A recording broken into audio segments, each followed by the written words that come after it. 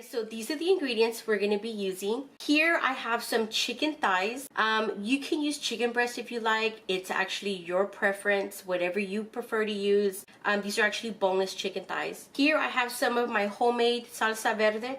I actually have a video on how I made this. I'll go ahead and link it down below in the description box if you guys want to check it out. Or you can just go ahead and buy store-bought. It's fine. It works both ways. And then here I have some shredded mozzarella cheese. This is about 2 cups. But one thing I will say is always make sure you have more than enough because they're enchiladas, so you can't go wrong with cheese. And then here I have some white corn tortillas. I prefer, my choice is white corn tortillas. This isn't an exact amount of how much I'm going to be using, but it was just to show you the kind of tortillas. So the first thing you want to do is you want to make sure you rinsed and dried your chicken before you added it to a big pot just like this.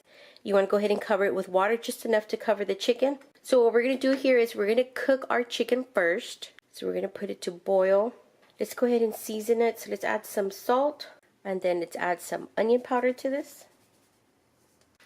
And then you want to add some garlic powder. Okay, and then we're going to add some comino. Just keep in mind that these are the main seasonings I use whenever I'm going to be boiling chicken. So we're going to go ahead and get that to a boil, and then I'll show you the next step. Alright guys, so here's my chicken. It's been boiled, it's been cooked. I let it cool down a little bit so it can be easier to handle while shredding it. Now we're going to go ahead and grab a skillet. The only difference between stainless steel pans and non-stick pans is that stainless steel pans heat up very quickly. So you want to gradually heat it up. You don't want to preheat it for very long because it'll get really hot. And add some oil, just a little bit of oil. Not too much. So you want to go ahead and add your salsa. I'm going to go ahead and use the one that I made. So I'm going to pour some in here.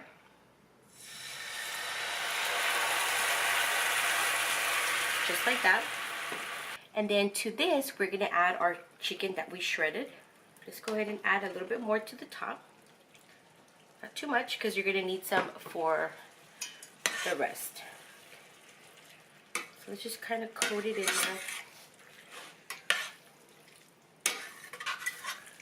So what we're doing here is we're letting the flavors marry together, like the chicken with the sauce. So while this is over here simmering together in this back pan back here, I'm going to go ahead and turn it on. And what I'm going to do here is I'm going to warm up my tortillas. What I'm going to do is I'm going to dip my corn tortillas into hot oil. That way it makes it easier to roll. Now another option you can do, and this would only be if you have enough salsa, is that you can dip it into the sauce itself. But in this case, I don't have enough salsa in order to do that method, and then plus have enough for topping. So that's another tip you want to keep in mind. But you can go ahead and do it this way. So let me go ahead and fill this up with these. So I'm going to show you one on how to do this. So you want to go ahead and dip the tortilla into the hot oil. And that's basically what you're doing. Make sure you don't want to let it fry or cook very long. Basically, you're just soaking it in the oil.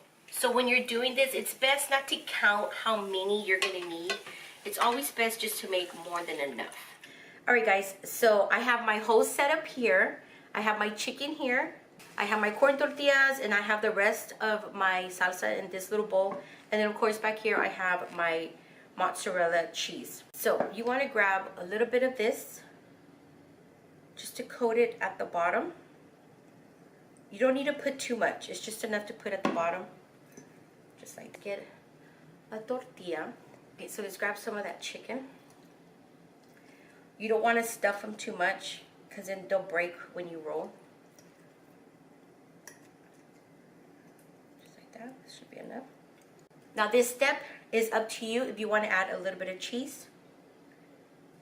Go ahead and roll it. So you're just going to tuck it and roll it. And then you're going to push it back. Alright, so here I have the enchiladas already rolled. Make sure your oven's preheated to about 400 degrees, 375, 400. Okay, so we're going to go ahead and grab your sauce and pour it over.